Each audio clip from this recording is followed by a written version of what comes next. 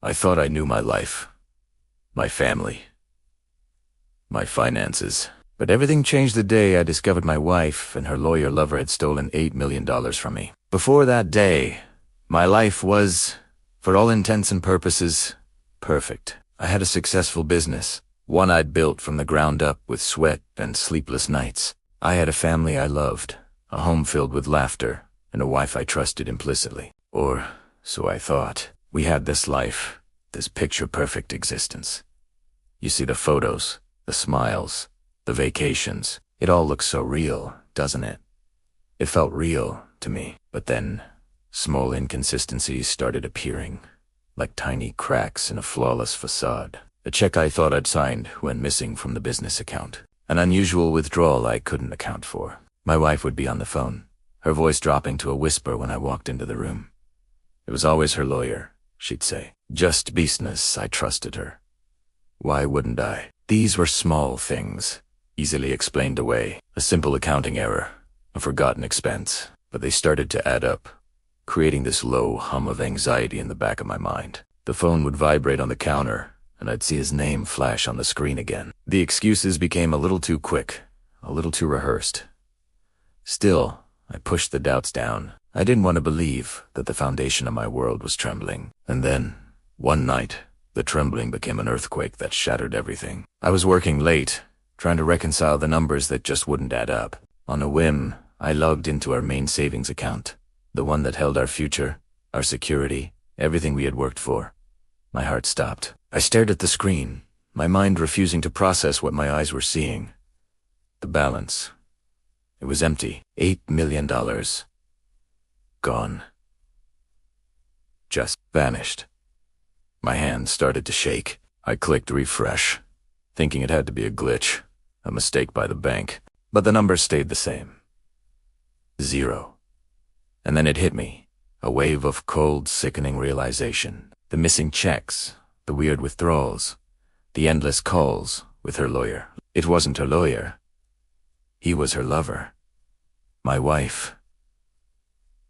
And her lover. The betrayal was so immense, so absolute, it felt like I couldn't breathe. It wasn't just the money. It was my life, my trust, my past, and my future all, stolen in an act of breathtaking cruelty. How could they do this? How could the person I shared my life with orchestrate such a devastating blow? The next few weeks were a blur of anger, grief, and sheer disbelief. I hired my own lawyer, a bulldog of a man who looked at me with a mixture of pity and determination.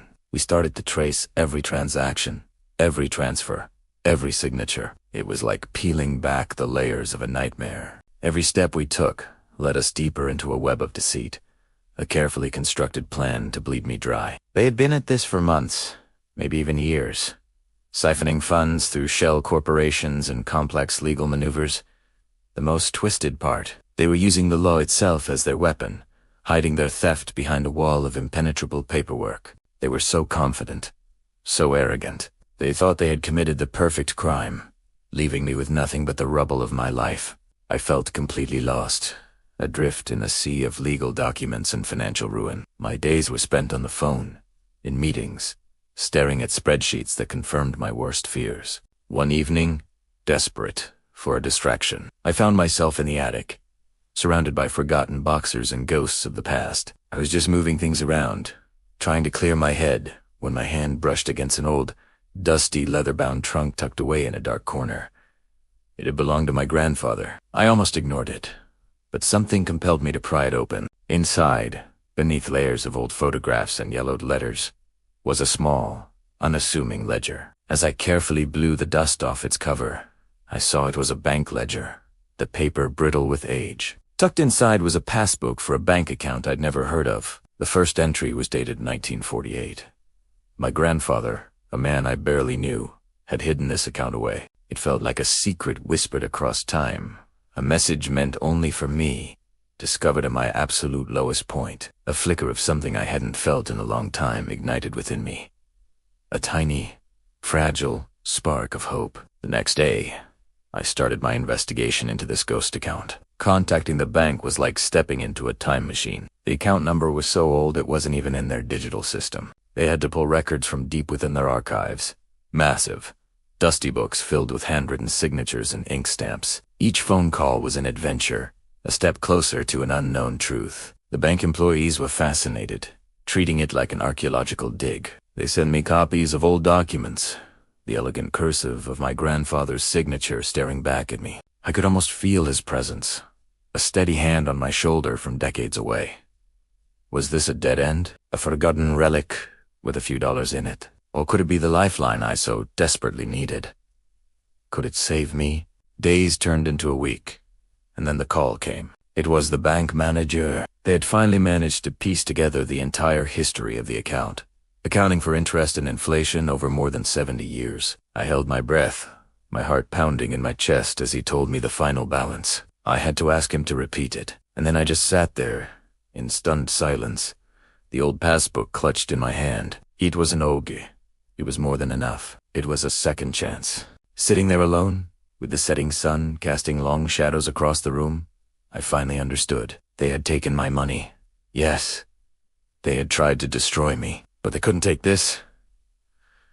I couldn't touch my family's history, my legacy. This wasn't just money. It was a story of survival passed down from my grandfather. It was a testament to the fact that my roots ran deeper than their greed could ever reach. They had underestimated me. They thought taking my wealth would break my spirit, but they had unknowingly unlocked a strength I never knew I had the strength to fight back. What would you do if betrayal struck, but a hidden secret from the past gave you a second chance? Sometimes, the past holds more power than anyone imagines. Thanks for watching. If you want to hear more stories like this, don't forget to like and subscribe.